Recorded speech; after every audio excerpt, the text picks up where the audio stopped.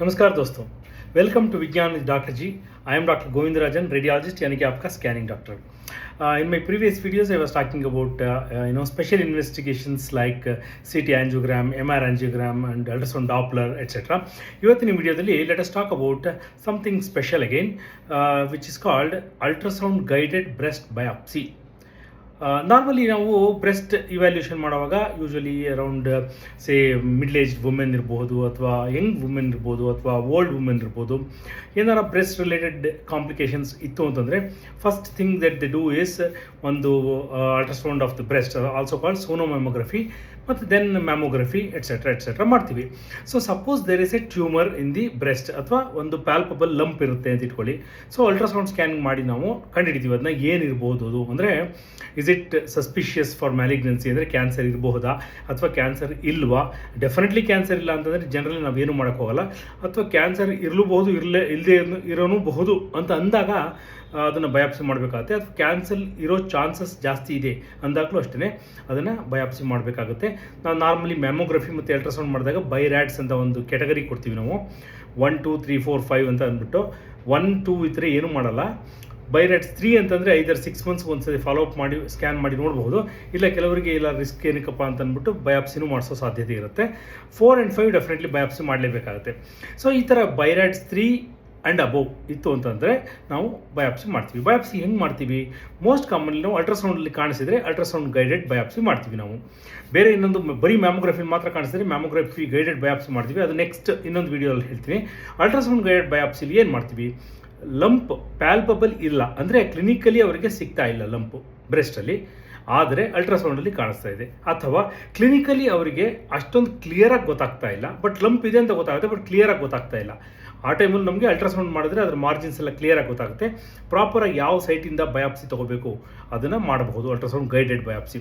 So ಏನಕ್ಕೆ ultrasound guidance ಬೇಕು ಅಂತಂದರೆ, ನಾವು ಈ ಸ್ಯಾಂಪ್ಲಿಂಗ್ ಎರರ್ ಅಂತ ಹೇಳ್ತೀವಿ. ಅಂದರೆ ಇವಾಗ ಬ್ಲೈಂಡ್ ಆಗಿ ವಿತೌಟ್ ಇಮೇಜಿಂಗ್ ಗೈಡೆನ್ಸ್ ನೀಡ್ಲ್ ಹಾಕಿ ಪೀಸಸ್ ತೆಗೆದರೆ ಅದು ಆ ಮಾರ್ಜಿನ್ಸಿಂದ ಬರ್ಬೋದು, ಅಥವಾ ಔಟ್ಸೈಡ್ ದ ಮಾರ್ಜಿನಿಂದ ಬರ್ಬೋದು, ಅಥವಾ ನೆಕ್ರೋಟಿಕ್ ಏರಿಯಾ ಅಂತ ಅದರಲ್ಲಿ ಫ್ಲೂಯಿಡ್ ಅಕ್ಯುಮುಲೇಟ್ ಆಗಿರುತ್ತೆ ಆ ಜಾಗದಿಂದ ಬರ್ಬೋದು. ಅಲ್ಲಿಂದ ಬಂದರೆ ಕ್ಯಾನ್ಸರ್ ಇದ್ದರೂ ಒಂದೊಂದ್ಸಲಿ ನೆಗೆಟಿವ್ ಅಂತ ಬರೋ ಸಾಧ್ಯತೆ ಇರುತ್ತೆ. ಸೊ ಅದನ್ನು ಅವಾಯ್ಡ್ ಮಾಡೋದಕ್ಕೆ, ಅಂದರೆ ಸ್ಯಾಂಪ್ಲಿಂಗ್ ಎರರ್ನ ಅವಾಯ್ಡ್ ಮಾಡೋದಕ್ಕೆ ಅಲ್ಟ್ರಾಸೌಂಡ್ ಗೈಡೆಡ್ ಬಯಾಪ್ಸಿಯಿಂದ ಮಾಡ್ತೀವಿ. ಇದರಲ್ಲಿ ಏನು ಮಾಡ್ತೀವಿ? ನಾರ್ಮಲಿ ಸ್ಕ್ಯಾನ್ ಥರನೇ ಮಲಗಿಸ್ತೀವಿ ಪೇಷಂಟ್ಸಿಗೆ. ಅಲ್ಟ್ರಾಸೌಂಡ್ ಒಂದ್ಸಲಿ ಮಾಡಿ ಆ ಜಾಗ ಯಾವ ಪಾಯಿಂಟಲ್ಲಿ ಅದು ಟ್ಯೂಮರ್ ಇದೆ ಅಂತ ಕಂಡುಹಿಡಿತೀವಿ. ಆಮೇಲೆ ಒಂದು ಪರ್ಟಿಕ್ಯುಲರ್ ಪಾಯಿಂಟ್ ಆಫ್ ಎಂಟ್ರಿ ಅಂತ ಹೇಳ್ತೀವಿ ಅದಕ್ಕೆ. ಆ ಪಾಯಿಂಟಿಗೆ ನಾವು ಒಂದು ಲೋಕಲ್ ಅನಸ್ತೇಷಿಯಾ ಅಂತ ಕೊಡ್ತೀವಿ. ಲೋಕಲ್ ಅನಸ್ತೇಷಿಯಾ ಕೊಟ್ಟರೆ ಆ ಪೇಷಂಟಿಗೆ ಆ ಜಾಗದಲ್ಲಿ ಪೇಯ್ನ್ ಗೊತ್ತಾಗಲ್ಲ, ಟಚ್ ಗೊತ್ತಾಗುತ್ತೆ ಆದರೆ ಪೇಯ್ನ್ ಗೊತ್ತಾಗಲ್ಲ. ಸೊ ನೀಡ್ಲ್ ಹಾಕಿ ಅಲ್ಟ್ರಾಸೌಂಡಲ್ಲಿ ನೋಡಿಕೊಂಡು ನೀಡ್ಲನ್ನ ಟ್ಯೂಮರ್ ಒಳಗಡೆ ಹೋಗ್ತಾ ಇದೆಯಾ ಇಲ್ವಾ ಅದನ್ನು ಚೆಕ್ ಮಾಡಿ ಆಮೇಲೆ ಪೀಸಸ್ ತೆಗಿತೀವಿ. ಅದೇ ಥರ ಒಂದು 5-6 ಪೀಸ್ ತೆಗೆದುಬಿಟ್ಟು ನಾವು ಅದನ್ನು ಯೂಶ್ವಲಿ ನಾವು ಟ್ಯೂಮರ್ ಅಂತ ಸಸ್ಪೆಕ್ಟ್ ಮಾಡಿದ್ರೆ ಫಾರ್ಮಲಿನಲ್ಲಿ ಹಾಕಿ ಕಳಿಸ್ತೀವಿ. ಅದನ್ನ ಅವರು ಹಿಸ್ಟೋಪೆಥಾಲಜಿಕಲ್ ಇವ್ಯಾಲ್ಯೂಷನ್ ಅಂತ ಮಾಡಿ ಬಯಾಪ್ಸಿ ರಿಪೋರ್ಟ್ ಕೊಡ್ತಾರೆ. ಸಪೋಸ್ ಆಪ್ಸೆಸ್ ಅಥವಾ ಇನ್ಫೆಕ್ಷನ್ ಥರ ಅಂತ ಅನಿಸಿದ್ರೆ ಯೂಶ್ವಲಿ ಫ್ಲೂಯಿಡ್ ಬರುತ್ತೆ, ಅದನ್ನು ನಾವು ಸಲೈನಲ್ಲಿ ಕಳಿಸ್ತೀವಿ ಅಥವಾ ಸಿರಿಂಜಲ್ಲಿ ತೊಗೊಂಬಿಟ್ಟು ಹಾಗೇ ಕಳಿಸ್ತೀವಿ. ಅದೇನಕ್ಕೆ ಮಾಡ್ತೀವಿ ಅಂತಂದರೆ ಯಾವ ಥರ ಇನ್ಫೆಕ್ಷನ ಇಲ್ವಾ, ಇದ್ದರೂ ಯಾವ ಥರ ಇನ್ಫೆಕ್ಷನು, ಅದಕ್ಕೆ ಏನು ಟ್ರೀಟ್ಮೆಂಟ್ ಕೊಟ್ಟರೆ ಬೆಟರ್ ಆಗುತ್ತೆ ಇದನ್ನು ಕಂಡುಹಿಡಿಯೋದಕ್ಕೆ. ಸೊ ಇದರಲ್ಲಿ ಕಾಂಪ್ಲಿಕೇಶನ್ಸ್ ಏನು? ನಾರ್ಮಲಿ ಏನು ಕಾಂಪ್ಲಿಕೇಶನ್ಸ್ ಬರೋದಿಲ್ಲ ಎಕ್ಸೆಪ್ಟ್ ಫಾರ್ ಸಮ್ ಪೇಯ್ನ್ ಅಷ್ಟೇ. ಅದು ಬಿಟ್ಟರೆ ರೇರ್ ಕಾಂಪ್ಲಿಕೇಶನಲ್ಲಿ ಸ್ಮಾಲ್ ಹೆಮೋಟೋಮಾ ಫಾರ್ಮೇಷನ್ ಆಗ್ಬೋದು. ಅಂದರೆ ನೀರಿನ ಒಳಗಡೆ ಹಾಕೋದ್ರಿಂದ ಸ್ವಲ್ಪ ಬ್ಲೀಡಿಂಗ್ ಒಳಗಡೆನ ಆದರೆ ಒಂದೊಂದ್ಸಲಿ ರೇರ್ಲಿ ಹೆಮೋಟೋಮಾ ಫಾರ್ಮೇಷನ್ ಆಗ್ಬೋದು. ಸಪೋಸ್ ಆ ಹೆಮೋಟೋಮಾ ಫಾರ್ಮೇಷನ್ ಜಾಸ್ತಿ ಆದಾಗ ಏನಾಗುತ್ತೆ, ಟ್ಯೂಮರ್ ತುಂಬ ಚಿಕ್ಕದಿತ್ತು ಅಂತಂದರೆ ಅದನ್ನು ನೋಡಿ ಬಯಾಪ್ಸಿ ತೊಗೊಳೋದಕ್ಕೆ ಕಷ್ಟ ಆಗುತ್ತೆ. ಸೊ ಇದು one of the rare complication but important complication.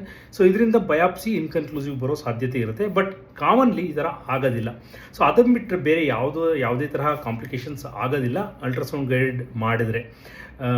Rarest of rare complications ಅಂತಂದರೆ ನಾವು ಲೋಕಲ್ ಅನಸ್ತೇಷಿಯಾ ಕೊಟ್ಟರೆ ಅದಕ್ಕೆ ರಿಯಾಕ್ಷನ್ಸ್ ಆಗೋದು, ಆ ಥರ ಎಲ್ಲ ಯೂಶ್ವಲಿ ನಾವು ಅದನ್ನು ಹೇಳೋದೇ ಇಲ್ಲ. ಏನಕ್ಕೆ ಅಂದರೆ ತುಂಬ uncommon. And usually patients history of allergy ಏನಾರು ಇತ್ತು ಅಂದರೆ ಮುಂಚೆನೇ ಹೇಳ್ತಾರೆ. ಸೊ ಹಾಗಾಗಿ ultrasound guided breast biopsy is a very safe technique of taking biopsy ಅಥವಾ ಪೀಸಸ್ ಫ್ರಮ್ ಬ್ರೆಸ್ಟ್ ಟ್ಯೂಮರ್ಸ್ ಅಥವಾ breast lumps, and very accurate also. ಅದೇ ಥರ ನಾವು ಆಕ್ಸಿಲರಿ ಲಿಂಫ್ ನೋಡ್ಗೂ ಬಯಾಪ್ಸಿ ಮಾಡ್ಬೋದು. ಸಸ್ಪಿಷನ್ ಇತ್ತು ಅಂತಂದರೆ ಅದಕ್ಕೂ ಬಯಾಪ್ಸಿ ಮಾಡಬಹುದು. ಸೊ ನಾವು ಬಯಾಪ್ಸಿ ಮಾಡೋದಕ್ಕೆ ಗೈಡೆನ್ಸಲ್ಲಿ ಒಂದು ಇಮೇಜಿಂಗ್ ಅಂದರೆ ಅಲ್ಟ್ರಾಸೌಂಡ್ ಗೈಡೆನ್ಸ್ ತೊಗೋತೀವಿ.